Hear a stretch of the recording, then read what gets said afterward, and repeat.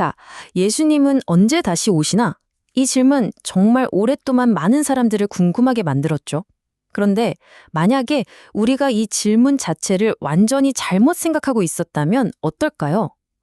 오늘 이 이야기에서는요, 바로 그 오래된 질문을 아주 새로운 시각으로 한번 들여다보려고 합니다. 네, 바로 이 질문이요.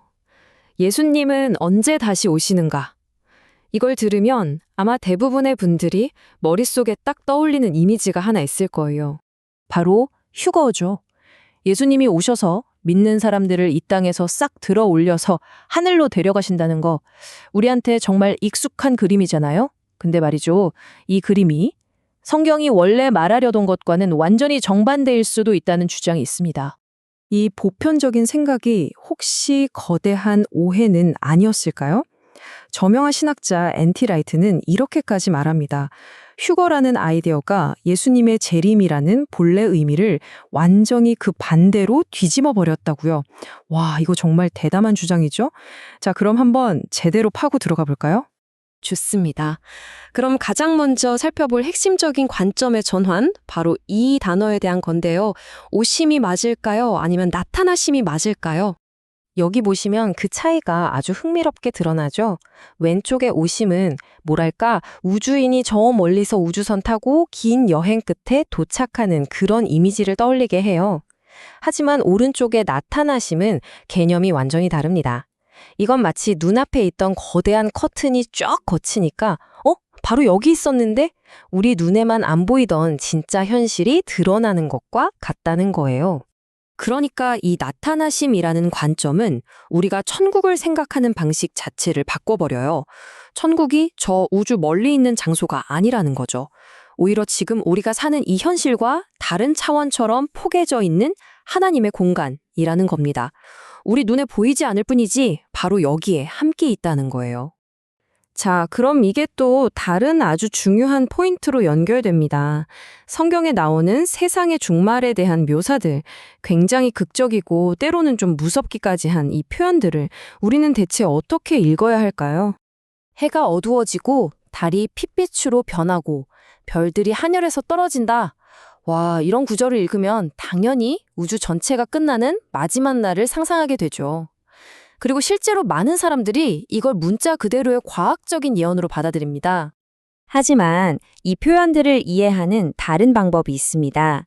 자, 첫 번째 스텝. 이게 무슨 과학적인 기상 예보가 아니라 시적이고 상징적인 묵시적 언어라는 걸 먼저 알아야 해요. 그리고 두 번째, 이 표현이 어디서 왔나 그 뿌리를 추적해 보는 거죠. 구약 성경의 이사야서 같은 곳을 보면 이 똑같은 표현이 이미 쓰였다는 걸 알 수 있어요.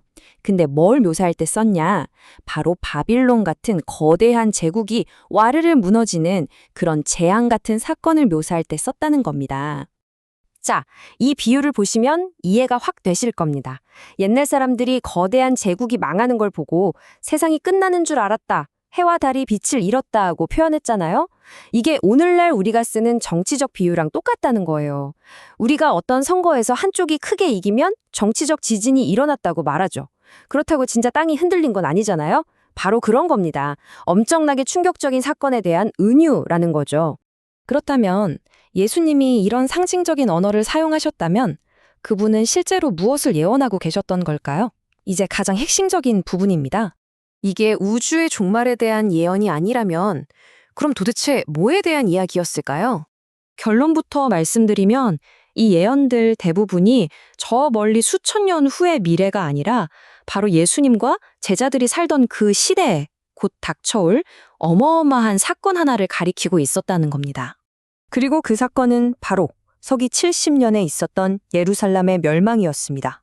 이게 왜 그런지 맥락을 살펴보면 모든 게 딱 맞아떨어집니다. 예를 들어 마가복음 13장을 보면요. 제자들이 예수님께 물어본 게 세상은 언제 끝나요?가 아니었어요. 그들은 눈앞에 있는 어마어마하게 큰 예루살렘 성전을 가리키면서 저 건물이 언제 무너져요? 라고 물었죠. 그러니까 예수님이 사용하신 그 하늘이 무너지고 땅이 꺼지는 듯한 표현은 우주 전체의 종말이 아니라 말 그대로 그들의 세상, 그들의 우주의 중심이었던 예루살렘의 파괴를 묘사하는 가장 강력하고 적절한 은유였던 겁니다. 자, 그럼 지금까지의 이야기를 한번 정리해 봅시다. 이렇게 보니까 예수님의 다시 오심에 대한 희망이 우리가 생각했던 것과는 완전히 다른 그림이 되죠. 이 세상을 탈출하는 희망이 아니라 오히려 이 세상을 변화시키는 희망이 되는 겁니다. 그렇다면 그 새로운 희망은 구체적으로 어떤 모습일까요? 가장 중요한 변화는 바로 이겁니다. 희망의 초점이 세상을 탈출하는 것에서 하나님이 이 세상을 변화시키는 것으로 완전히 바뀌는 거예요. 우리의 목표가 이 지구를 떠나는 게 아니라는 거죠.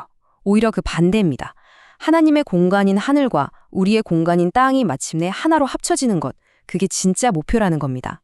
이건 저 멀리 미래에 있을 구출 작전이 아니라 바로 지금 우리가 발딛고 사는 이 세상에 대한 하나님의 거대한 계획이라는 이야기죠. 그리고 이 모든 이야기는 우리에게 아주 강력한 질문 하나를 던집니다. 만약 기독교의 희망이 언젠가 이 세상을 떠나는 게 아니라면 도대체 그 희망은 무엇을 위한 걸까요? 아마도 이건 그냥 언젠가 탈출한 날만 기다리라는 게 아니라 바로 지금 여기에서, 이 땅에서 하늘과 땅이 만나는 그 지점을 만들어가는 일에 우리를 초대하는 건 아닐까요? 세상을 새롭게 하는 그 거대한 계획의 일부가 되라는 거죠. 여러분은 어떻게 생각하시나요?